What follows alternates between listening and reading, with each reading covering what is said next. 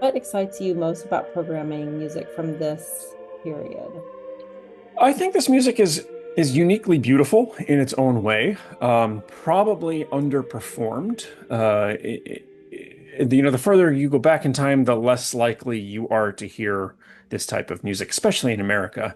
Um, we think of the kind of general consensus is that early music is Baroque, and I actually kind of disagree with that. I think early music is before the Baroque.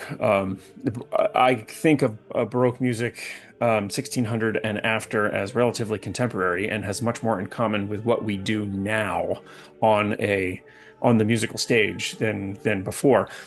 Before 1600, Renaissance, late medieval, and certainly early medieval, that's what I consider early music, and that's the music that is furthest removed from what our modern ears are used to hearing. Once you start to remove thirds from chords, once you start to hear parallel fifths and parallel fourths, which of course every music student today is taught is completely forbidden in all compositional contexts, you forget that there was an entire 600 years where that was the only thing that you were allowed to do was compose in fourths and fifths. And so the further back in time you go, the more distant it becomes. But what you can hear in that music is the lineage that gets us from where it began to the Beatles, to Taylor Swift, to Bad Bunny. It all is all a part of those links in the chain, and to be able to show people where those links are, I think, is very interesting and rewarding as a conductor.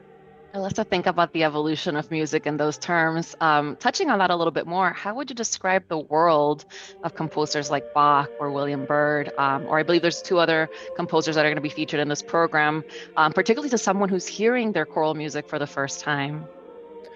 Yeah, that's a really interesting question because their music is shaped very much by the political environment in which they lived, in the religious environment in which they lived, and how the political and religious environment collided, which sounds an awful like familiar, like what's going on today. Johann Sebastian Bach, for example, he's a staunch Lutheran.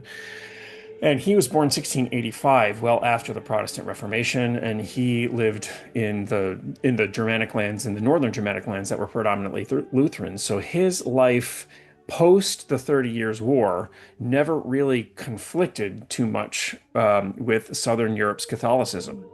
And what Bach wanted to do was create what he thought was a well-regulated church musician.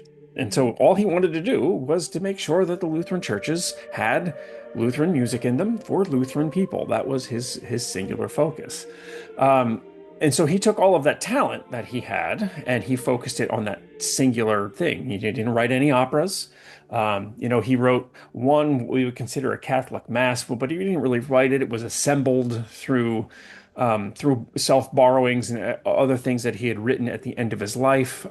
He didn't write in the traditional genres that many of the other major composers were writing at the time. He didn't write any major oratorios. He just has the handful of passions, that were intended specifically for the church service. And to remove them from the church service and to make them into concert pieces, we're already taking kind of a step away because we are hearing that music from point A to point B without anything in between. When you put this music in the liturgy, you realize that our idea of a concert where everybody just sits down and listens to the music from point A to point B and then stops is not what they had in mind. There was other things happening within the liturgical service.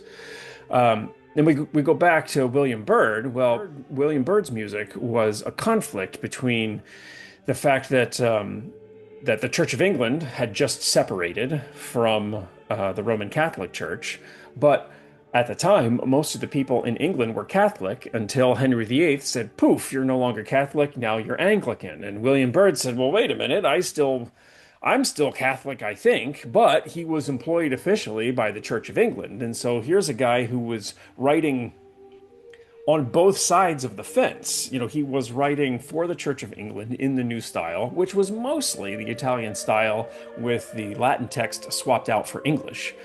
But he was also writing in secret for Catholic churches as well, which at the time was very risky because as an apostate, in the Church of England, he could have faced some dire consequences, including execution, if he had been caught practicing Catholicism.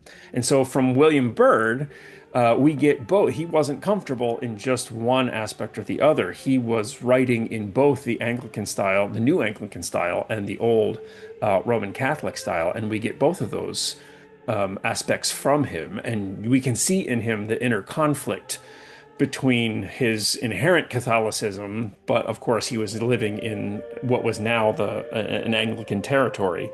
And in his music, you can hear the conflict in both.